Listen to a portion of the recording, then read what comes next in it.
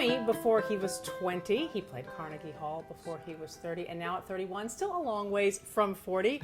You can now notch a MacArthur Genius Grant, $500,000 under your belt. Chris Thile, genius.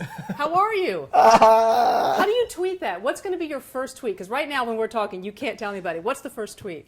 I think I might go radio silent on that. Hashtag genius? Just hashtag. How, the whole process, it's so shrouded in secrecy. Yours involved, you're finding out involved, your mother, a couple telephone calls, and you're thinking that you were going to get shot. Explain. So I was visiting my folks in the middle of a tour, and I started getting these calls from a 312 number, which is Chicago, and you know, in this day and age, does anyone ever answer their phone when they don't know? Nobody does.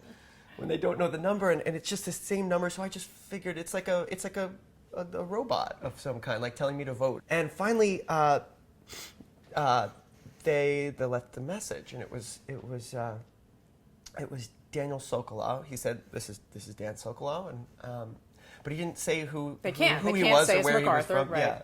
So you ignored it. I ignored it. And he kept calling. Kept calling. It gets scarier, though. The last one was pretty scary. What did he say? He said, so the next message that he left said, "Tell no one about this call," which is the kind of thing that you know, I've seen TV. I don't watch tons of TV, but I know I've seen enough TV to know that that's what someone says right before you get shot. So I was in the dressing room with my tour manager, and I was like, "Can you just listen to this? Does this not seem the height of sketchiness to you?" Like, and he listened to it, and he's like, "Let me Google the number." And he Googles it, and he looks up at me. It's something called the MacArthur Foundation. So I just, all of a sudden, I mean, I can't even describe the feeling, and honestly got so worked up that I crawled under, there's a sink in the dressing room, and I just sort of crawled under the sink and laid down for a second. Because it's safer there. It's safe, exactly, it's safer. But he calls back and he called back and dramatically sort of told me that I had been awarded the fellowship, and I really still kind of thought like maybe my bandmates are messing with me right now. $500,000 for a musician, that's a pretty good chunk of change. Is it life-changing for you, and what will you do with that? Well, what it really does for you is that you can say no to some things that just have no creative significance, but that would have been lucrative. And I think that's certainly one of the grant's intentions. For me also, as a mandolin player, there's this mandolin That you really want. that I really, really want, and I think maybe now I can have it.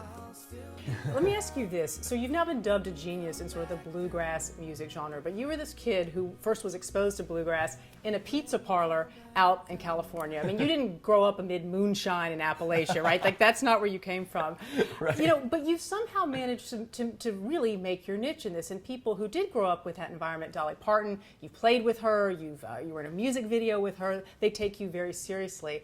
I'm wondering how you think people out there who don't come from a certain experience can actually create art around an experience and make it seem authentic. The banner that I march behind is I really don't feel that adhering to the aesthetic conventions of various genres is creatively meaningful at all. That I think, you know, with the world being as diffuse as it is right now, that our art needs to reflect that. It needs to be a reflection of what it's like to be alive right now. And what it's like to be alive right now is a very sort of like liquid, ambiguous thing.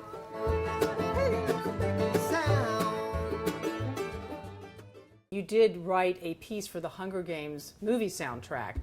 What I liked about that, where the movies were being presented, was like 300 years or something after something like just a little bit away from now. And I thought, like, well, what would a song, you know, that was written, say that kind of came to be in the next 100 years, but that would have lasted like 300 years, so that these people would be singing it to try and feel a little bit better about their lives that they're not very happy about. Here, no matter where you are. You're going to play for us now. You're going to play your Genius song. Genius songs.